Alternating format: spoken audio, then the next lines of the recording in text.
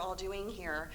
My name is Dr. Sari Siegel. I run the research department at HAP, and I'm very excited to contribute to the LAN baseline survey development, implementation, and analysis. I want to just take a moment to thank the LAN advisors, the subject matter experts who participated in this process with us. And so I'm going to just move very quickly through the slides. Well, I can do it manually. We're good. Thanks. Okay, so just very, very briefly, I just want to mention the methodology and timeline. So this is the baseline survey. We'll be doing another survey at the end of the process. So this is really to both get a little bit of context for what you all have been doing and what infrastructure you have, what are some of the major challenges, and then we'll compare to some of the data at the end and see how things have changed over time. So we developed the survey in April and May. We did cognitive testing and user testing of the survey instrument, as well as the survey questions. And the survey, even though we have 87 responses as of this morning, I still have it open. So even if you have not submitted, please go ahead and submit, because we can still use that data, and it can still help inform the content of the LAN activities. So I'm going to take a moment to talk a little bit about demographics. You saw this slide already. This is the slide of all of the participants. And this slide compares it to all Pennsylvania hospitals. So I wanted to show that to say, yes, we have 123 hospitals participating, but we actually have good evidence that the respondents are really quite representative of the population as a whole. We're slightly overrepresented in the survey results by large hospitals and teaching hospitals, as well as nonprofit hospitals, compared to all hospitals across the state. But if you look at hospitals with EDs, we are right on spot and really quite representative. Again, minor or underrepresentation in the East, and also among independent hospitals. So this is the very last question of the survey, but I wanted to set the stage with it and make sure I didn't run out of time before I could share it. This question was about projecting the size of the caseload, or the growth, the trajectory of the caseload. And it's really interesting to me that almost 60% of respondents said that caseloads of OUD patients in the ED are likely to increase. So I think that really helps us understand how timely this work really is. So a couple of comments about HQIP. You are all, I'm sure, quite familiar with HQIP. We asked a few questions about your experience with it, and noted that 50% of the hospitals represented in the LAN implemented all four. You can see 60% of HQIP participation, let me say that again, 60% of respondents said HQIP participation actually facilitated new activities, which was very exciting to see. The most common pathway that folks attested to and implemented was pathway number 2, followed by pathway number 3. So now I just want to take a moment to talk a little bit about buy-in and culture, and talk a little bit about the importance of this. So more than half of the hospitals responding to the survey said that lack of buy-in is not an obstacle to improving OUD care in the ED. But among those, that 37% that said it was, 50% identified that buy-in is a challenge from clinicians. They also talked about other cultural barriers, challenges with process implementation being the number one topic that folks identified as a barrier. 70% of the respondents identifying that there are barriers said that that was their number one barrier, followed by beliefs about appropriateness of MAT, and attitudes and beliefs about patients with OUD. So the good news about that is that these are all malleable, and we're really looking forward to seeing how this evolves over the course of the next 2 years. This slide tells us a little bit about barriers, program requirement barriers that folks thought might have been a challenge for them for why they chose not to select a particular HQIP pathway. And so the numbers are quite small, which is exciting. The number one topic cited, barrier cited, was the 24/7 care management piece. Just want to mention that.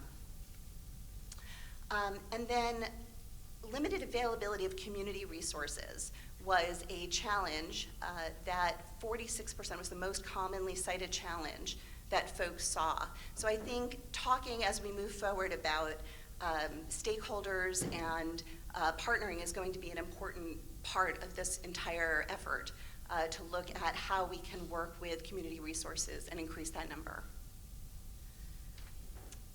Okay, so now I'm going to turn, and I apologize, I'm going through this very quickly.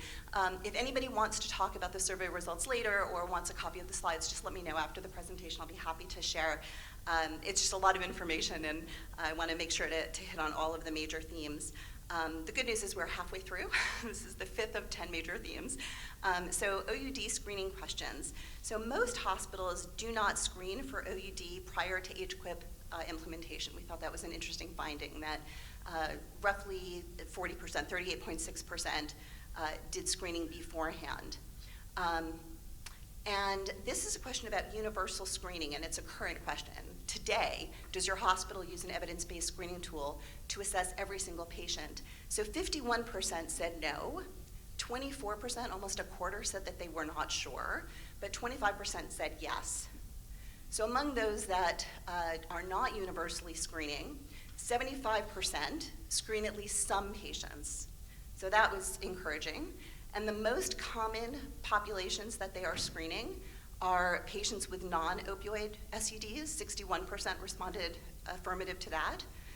Patients with concerning PDMP findings was the second at 59%, and pregnant women at 53%. So more than half of those that are screening any patients are screening those populations. Patients with recurrent skin infections, patients with hepatitis C were others that were listed. So where and when do you screen? We found that either during the ED visit, 61%, or upon ED triage, 51%. 44% was the next highest when admitted. So we thought that was also really telling that the ED is indeed the right venue for us to be focusing our efforts. 34%, incidentally, were in the OB. Okay, so just a couple of comments about pharmacy issues. A third of the hospitals have some pharmacy, outpatient pharmacy availability within the hospital itself.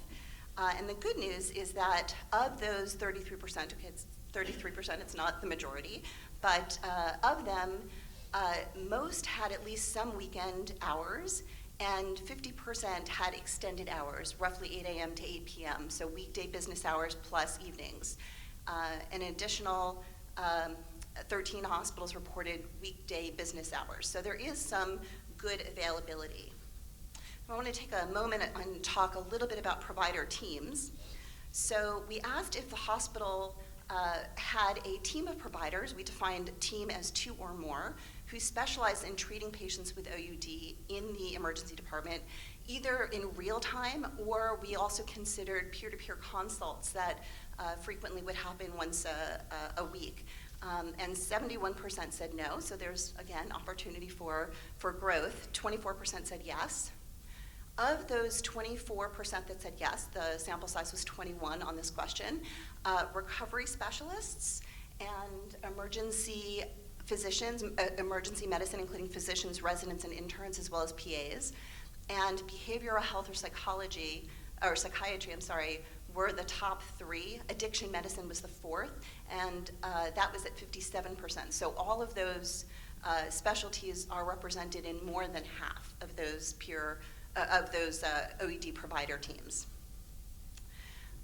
Interestingly, most hospitals do not have a dedicated staff person associated with care coordination for patients with OUD, but 35% said that they do. So that's also a nice opportunity. Okay, last quick point about data and X waivers. 70% of respondents reported that they have 0 to 10 providers with data X waivers.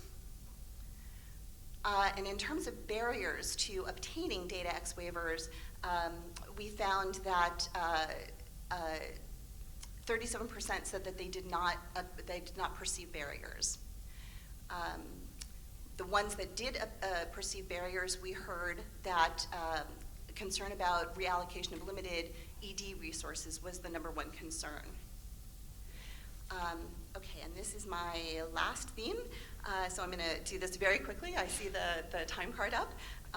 So we asked about respondents' belief in whether barriers exist that hinder administering buprenorphine in hospitals, and we heard that the top 3 barriers, and so first of all, this shows us that most, again, do not.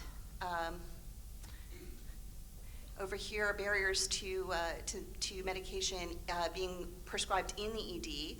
We saw availability of treatment providers was the #1 concern, followed by providers lacking the waiver training.